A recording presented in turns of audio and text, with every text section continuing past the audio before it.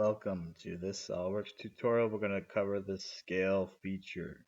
So, let's get started. We evaluate this current part. Let's say we want to measure length here. We got 8 inches. Go to features. And then we're going to go to, where is it? You search the command. Scale here. We can choose to scale about any centroid or coordinate system here. We're going to do the origin, which we expand our feature tree here. Origin is right there. So I'll select origin. Uniform scaling, this is how much we want to scale it up. So twice as much, 3 times as much.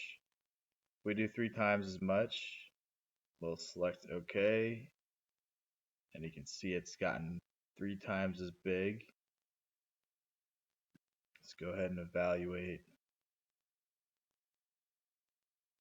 So 3 times the length from 8 to 24 inches. Let's go ahead and edit definition. We edit, uncheck uniform scaling.